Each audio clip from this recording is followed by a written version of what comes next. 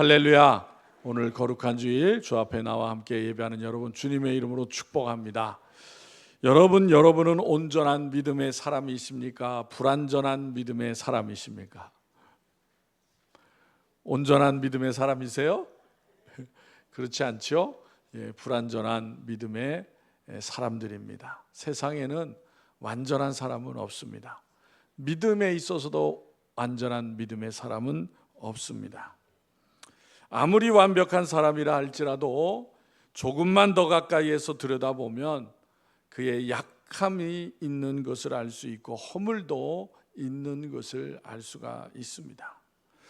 이 시간 본문 말씀 우리가 너무나 잘 아는 아브라함에 관한 이야기입니다. 아브라함은 하나님의 말씀을 따라 가나안 땅, 약속의 땅 가나안에 들어가게 되었습니다.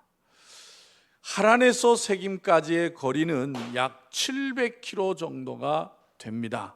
굉장히 먼 거리예요. 지금도 가더라도 차로 가더라도 아주 오래 걸리는 거리인데 옛날에 걸어서 가려면 얼마나 힘들었겠습니까? 그 먼 길을 걸어서 마침내 아브라함 가족은 약속의 땅에 들어갔습니다.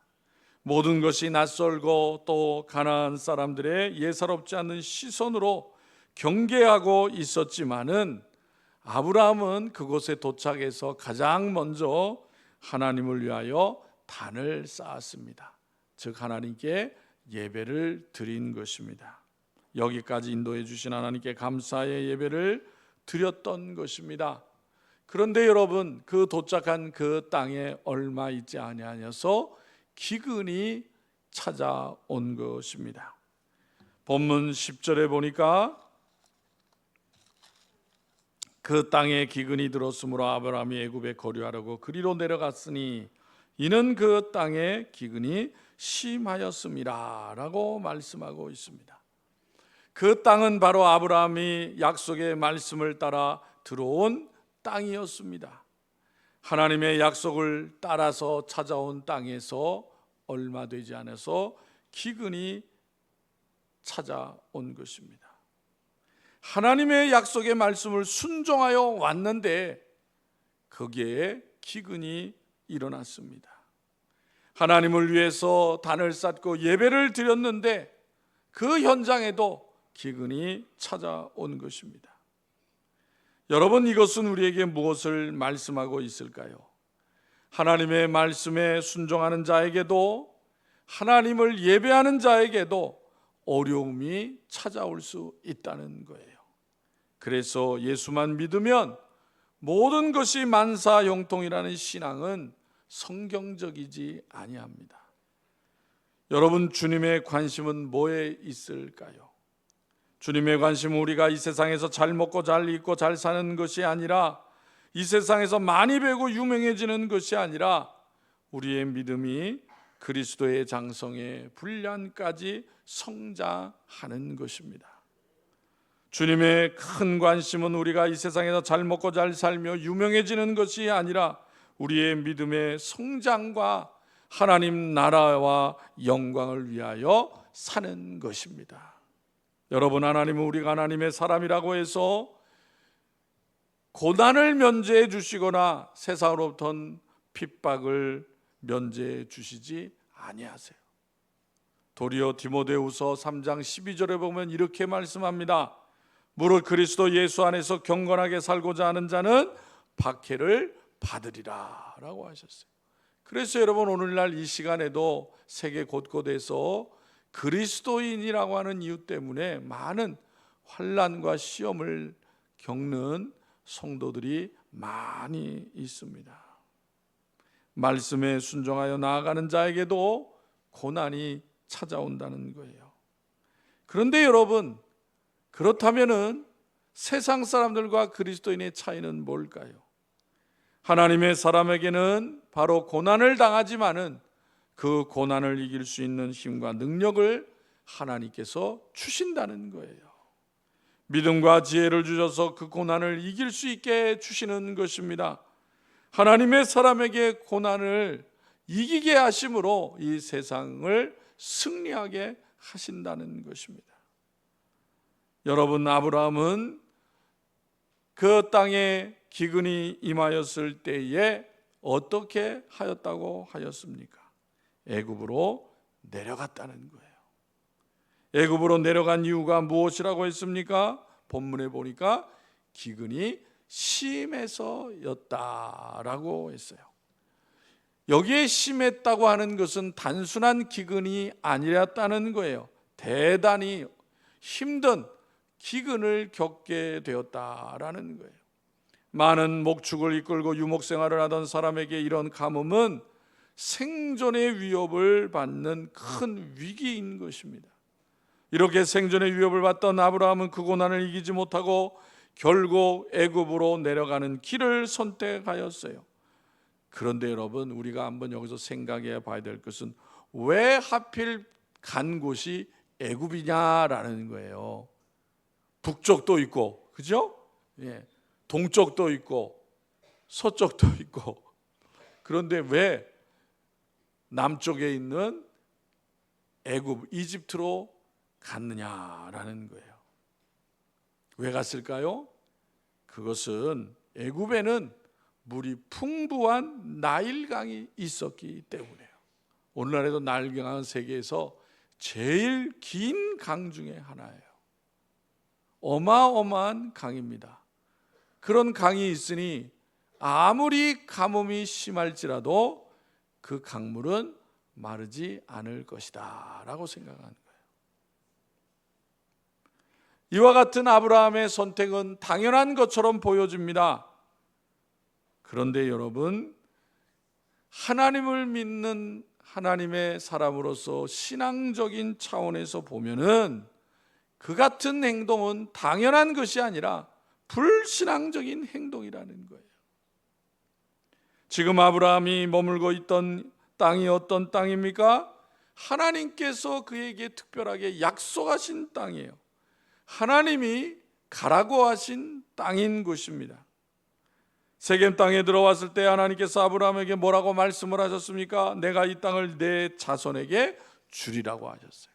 그러니까 잠시 머무는 땅이 아니라는 말씀이에요. 아브라함뿐만 아니라 하나님이 주신 그 자손을 통해서 그 후손들이 영원히 살아야 할 땅이다 라고 가르쳐 주신 거예요. 그런데 가뭄으로 인하여 애굽으로 내려갔다는 거예요. 여러분, 그 같은 하나님의 말씀을 잊어버리지 않았다면 아무리 기근이 심하였을지라도 그 땅에 있어야만 하는 거예요. 그 땅을 떠나라는 하나님의 특별한 명령이 있지 않고서는 그 가나안 땅을 떠나서는 안 되는 것입니다. 만일 아브라함이 약속의 땅 말씀을 붙들고 끝까지 그 땅에 남았더라면 어떻게 되었을까요? 아브라함과 가족이 굶어 죽었을까요? 하나님은 그렇게 내버려 두지 않았을 것입니다. 성경에 보면 여러분, 이스라엘 백성들을 하나님께서 어떻게 인도하시는지를 말씀해 주고 있잖아요. 광야 40년 동안의 이스라엘 백성 수백만 명을 하나님께서 굶기시 아니하시고 하나님의 특별한 양식을 통해서 그들을 먹여줬던 것을 볼 수가 있습니다. 아방 우상 숭배가 가득한 그 시대에 하나님은 엘리야를 까마귀를 통해서 양식을 공급해 주셨습니다. 이스라엘 백성이 하나님 말씀 불순종하여서 바벨론으로 포로로 끌려갔습니다. 그 가운데 다니엘이 믿음을 잃어버리지 아니하고 하나님을 경외하는 것 때문에 사자굴에 던져지지만은 하나님은 털끝 하나 상하지 않게 건져주시는 것을 볼 수가 있습니다.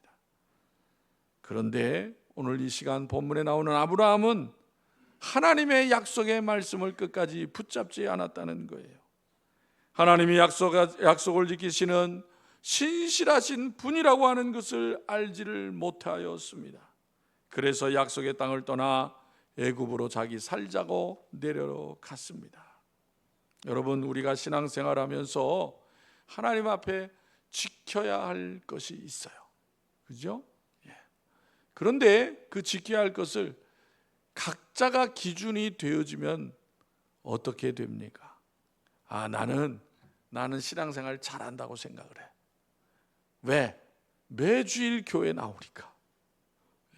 그런데 여러분, 어떤 사람은 그렇게 생각 안 할 수도 있어요. 나는 신앙생활을 잘해. 왜? 한 달에 한 번씩은 빠지지 않고 나오니까. 기준이 다른 거예요, 기준이. 그런데 여러분, 우리가 정말 객관적인 기준을 어디에다 둘까요? 어디에다? 그것이 중요한 거죠. 그런 의미에서 여러분, 우리가 신앙생활할 때 넘지 않아야 될 선이 있는 거예요. 예를 들자면 우리 그리스도인들도 산에 가면은 절이 많이 있어, 그죠? 그래서 절 구경을 할 수는 있어요, 그죠?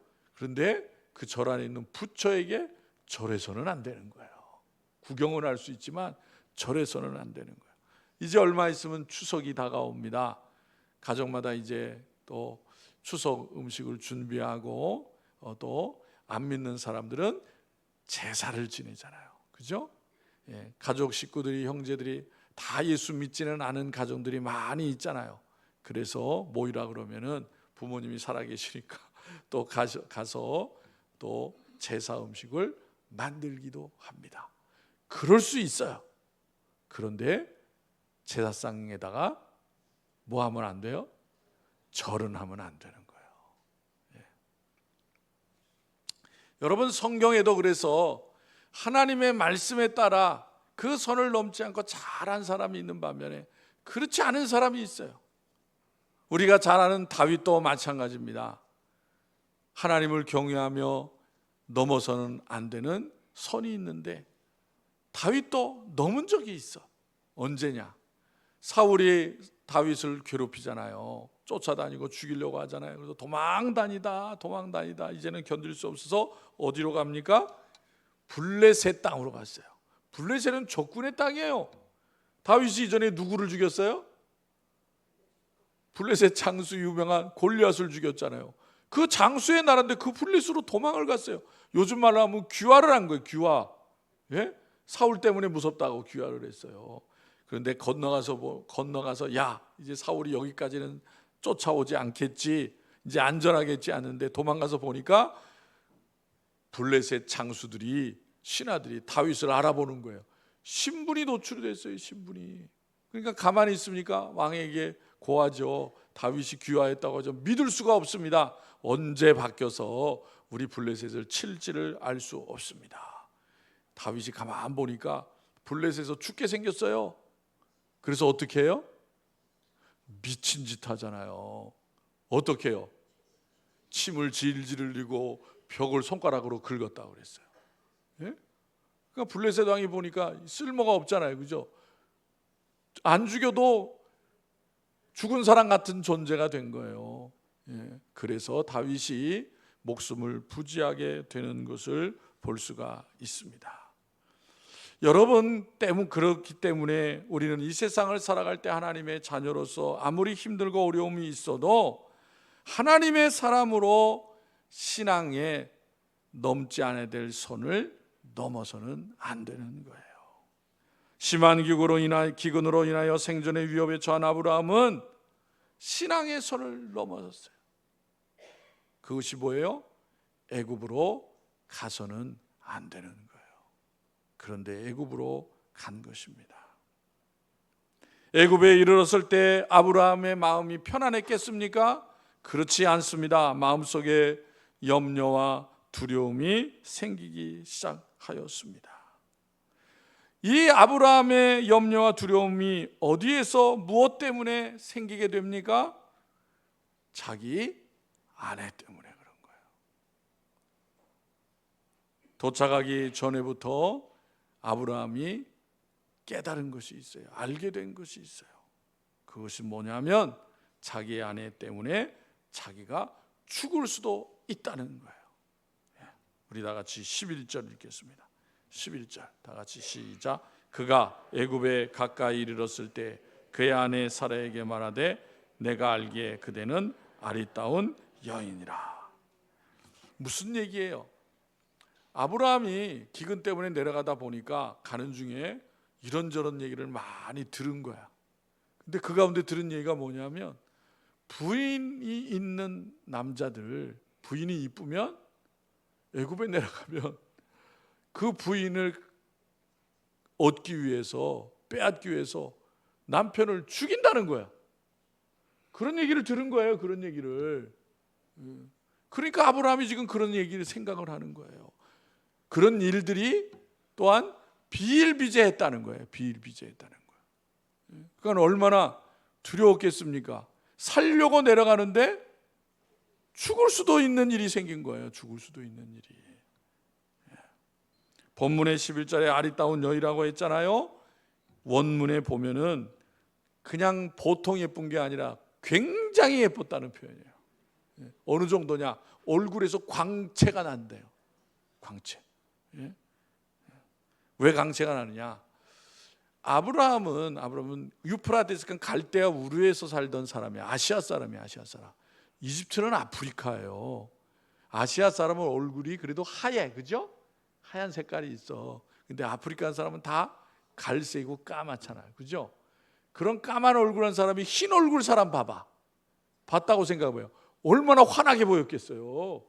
예? 그러니까 얼굴이 광채가 나는 얼굴로 보여지는 거예요. 물론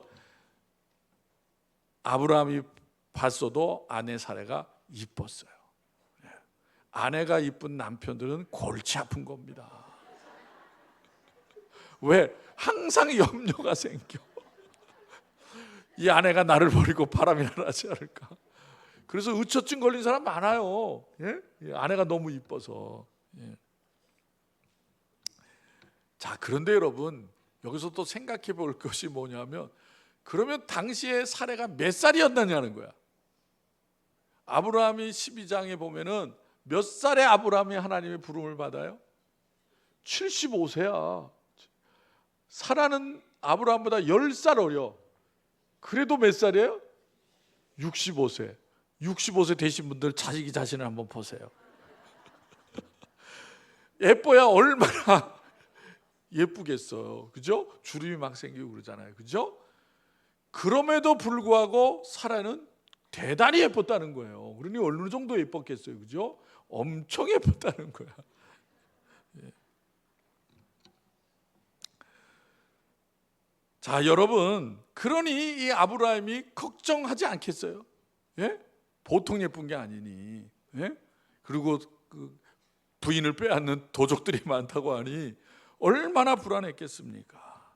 그래서 사라에게 뭐라고 그럽니까? 12절에 다 같이 12절을 읽겠습니다. 시작. 애굽 사람이 그대를 볼 때에 이르기를 이는 그의 아내라 하여 나는 죽이고 그대는 살리리니. 12절에 다 같이 읽겠어요. 13절 시작. 원하건대 그대는 나의 누이라 하라. 그러면 내가 그대로 말미암아 안전하고 내 목숨이 그대로 말미암아 보존되리라 하니라. 사는 길은 뭐냐? 부부인 척하지 않는 거야. 사는 길은. 그러면 부부인 척하지 않으면 뭐겠어요? 남매지간이라는 거야. 남매지간. 예? 그러니까 남편이 있으면 남편을 죽일 가능성이 많으니까 자기가 죽게 생겼잖아요. 그죠? 그러니까 아내 살해로 인해서 자기가 사는 길은 아내를 미혼으로 만드는 거야. 예? 결혼하지 않으시 여인. 예. 그 다음 일은 생각하지 않아. 그 다음 일은 생각. 중요한 것은 부인이 아니어야 자기가 산다는 거예요. 예? 그래서 사람들이 내가 누구냐고 물으면 나의 아내라 하지 말고 나의 누이라 하면 사라로 인하여 안전하고 목숨이 보존된다는 것입니다. 예. 그런데 여러분, 부부지간에 그렇게 해서라도 아브라함이 사는 것이 옳으냐라는 거예요. 옳아요? 여러분 같으면 그런 남편 데리고 살겠습니까? 당장 내쫓죠, 그죠? 예, 당장 내쫓지. 부부지간에 있을 수 없는 일을 하는 거예요. 예? 너무나 비겁하고 치졸한 짓입니다. 아브라함이 염려하였던 것 같이 애굽에 가니까 정말 아내 때문에 애굽 사람들이 다 아내를 보고 놀라는 거예요. 너무 이뻐가지고. 예? 14절에 뭐라 그랬어요? 14절 읽겠습니다. 14절 그래서 다 같이 시작. 아브라함이 애굽에 이르렀을 때에 애굽 사람들이 그 여인이 심히 아리따움을 보았고 그랬잖아요. 예. 너무 아름다우니까 감히 건들지도 못해. 그런데 15절에 보면은 그 사라의 아름다움이 왕궁에까지 전해졌어. 소문이 났어요. 순식간에 신하들이 다 알게 됐습니다. 그리고 나서 신하들이 왕한테도 칭찬했다 그랬어요. 얘기를 했다고 말해요. 이 한 외국인이 왔는데 부인이 아니라 동생이래요. 그리고 너무 예쁘게 생겼습니다. 그러니까 왕이 궁금하잖아, 그죠? 왜? 그래서 어떻게 해요? 데리고 오래요. 데리고 오래, 왕으로. 그래서 어떻게 데리고 왔습니까? 양과 소와 나귀를 주고 선물을 잔뜩 안겨주고 아브라함의 아내 사라를 데려갔어, 왕궁으로. 뭐 하기 위해요? 첩 삼으려고. 이쁘다니까. 예? 첩 삼으려고요. 여러분, 결국 하나님의 약속의 말씀을 붙들지 못하고 신앙의 선을 넘었던 아브라함은 자기 아내를 애굽의 바로에게 빼앗기게 된 거예요. 팔아먹은 것 같은 거야, 사실은. 그죠? 거짓말을 해서 그렇게 됐으니까.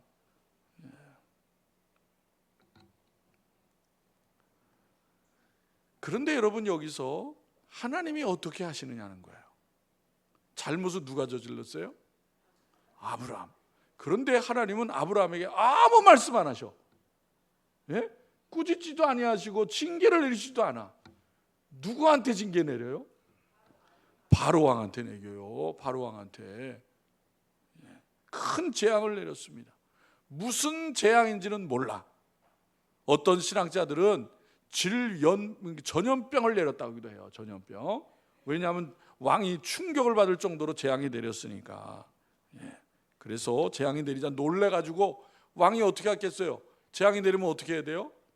무엇 때문에 재앙이 내렸는지 알아야 될 거 아니에요. 성경에 남아있지 않지만은 우리가 당시 상황들을 보면 바로 왕은 제사장한테 물어본 거예요.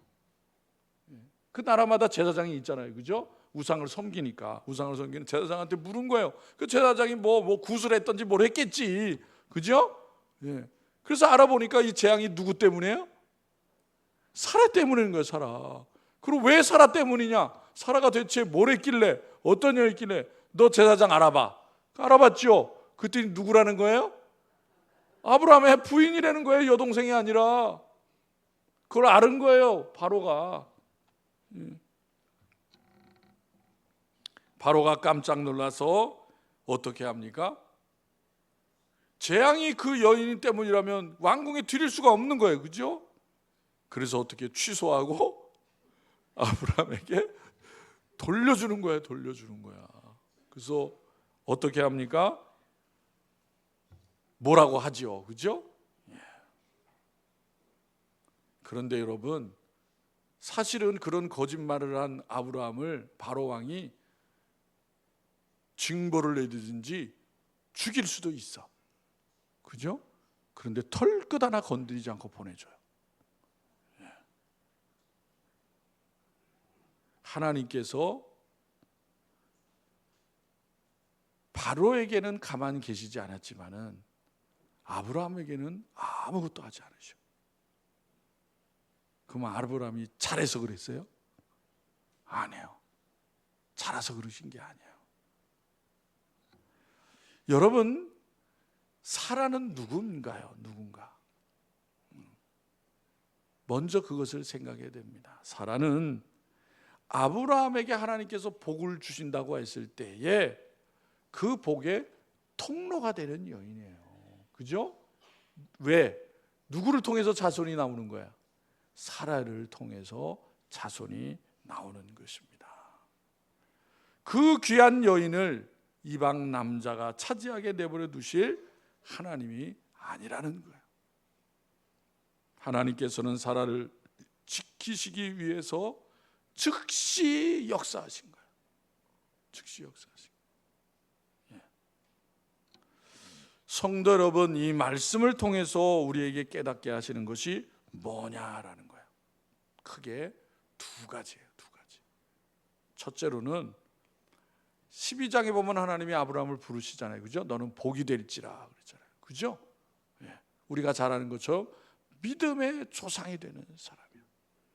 그러나 아브라함이 비록 하나님의 부르심에 갈대아 우르에서 하란으로 가고 또 하란에서 가나안 땅에 왔지만은 그럼에도 불구하고 아브라함은 어떤 사람이라는 거예요? 첫 번째 자막 좀 올려주세요. 첫 번째, 아브라함 같은 믿음의 조상 아브라함 같은 사람도 초라하리만큼 약해지고 비굴해질 때가 있었다 그 말이에요. 처음부터 그렇게 확실한 온전한 믿음의 사람이 아니었다는 거예요. 아브라함은 하나님께서 무엇은 일이든지 지켜주시리라는 확고한 믿음이 없었습니다. 큰 복을 주시겠다고 하신 하나님의 약속의 말씀도 잊어버리고 말았습니다. 믿음으로 하나님을 찾고 부르짖으며 간구하지 않고 아주 졸렬한 인간적인 꾀를 부리는 사람으로 나타나는 거예요. 그런데 여러분 가만히 생각하면 우리도 그렇잖아요. 입으로는 믿음이 있다 하면서 얼마나 세상을 살아갈 때에 인간적인 꾀를 부리고 살아가냐고 말해요.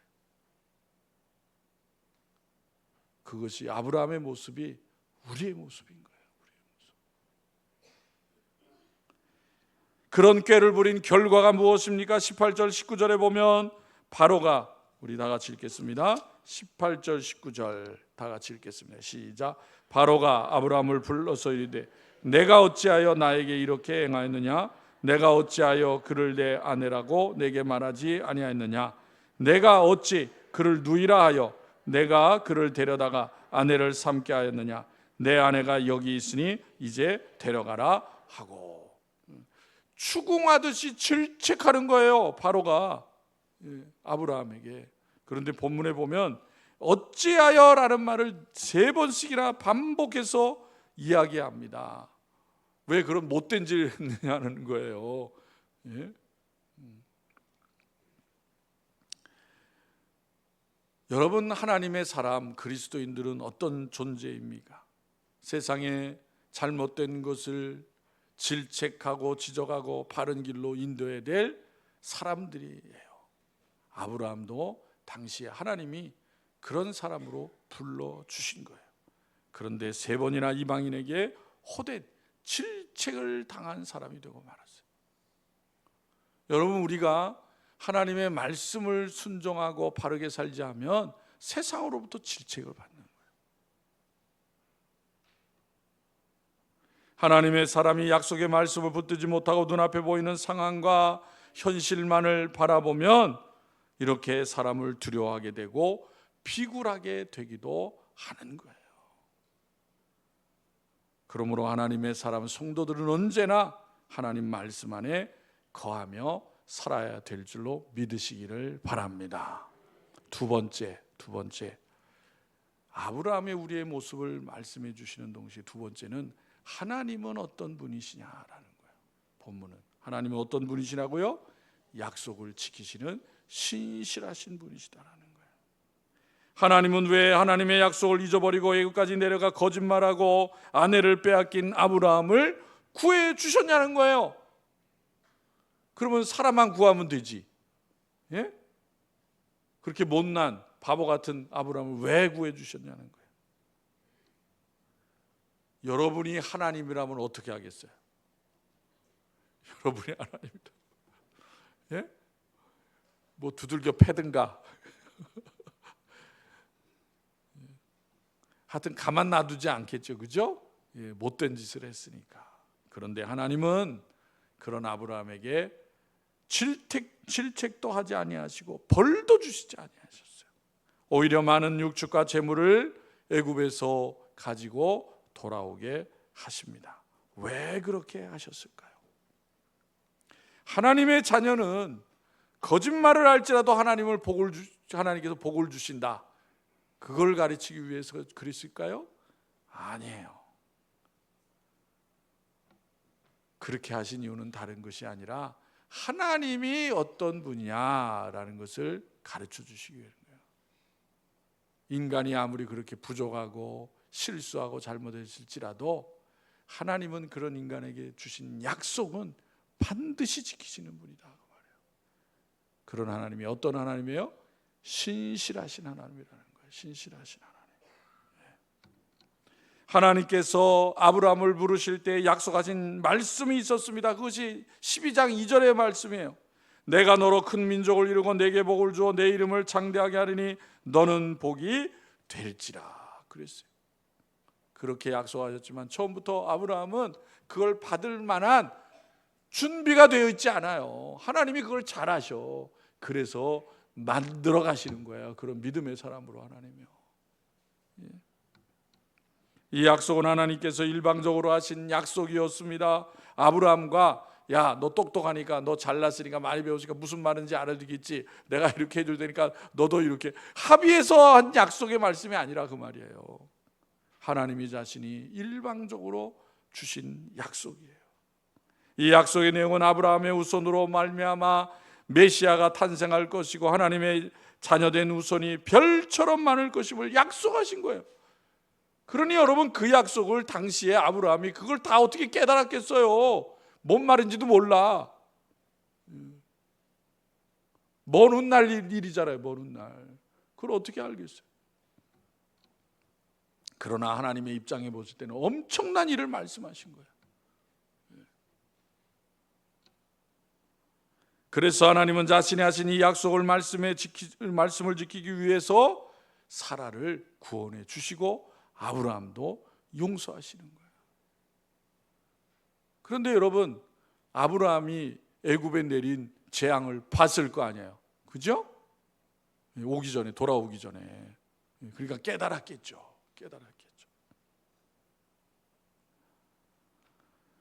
여러분, 이 말씀은 우리가 이 세상을 살아갈 때 오늘날 우리에게 주신 하나님의 약속의 말씀을 붙잡는 것이 얼마나 중요하다는 것을 우리에게 가르쳐 주시는 거예요. 세상 사람들에게는 그러한 약속을 말씀해 주지 않아요. 하나님 앞에 나와 하나님을 고백하고 믿는 자들에게 하나님의 약속의 말씀을 주시는 것입니다. 그 약속의 말씀이 있기 때문에 우리들은 존귀한 존재라는 거예요. 축복받는 존재라는 것입니다. 따라서 이 세상에서 아무리 힘들고 어려운 일을 만나도 하나님의 약속의 말씀을 붙들고 살아가는 성도들이 되어야 하는 것입니다. 하나님 오늘도 그 약속 때문에 우리와 함께 하시고 우리의 기도에 응답하시고 은혜를 베풀어 주시는 분이십니다.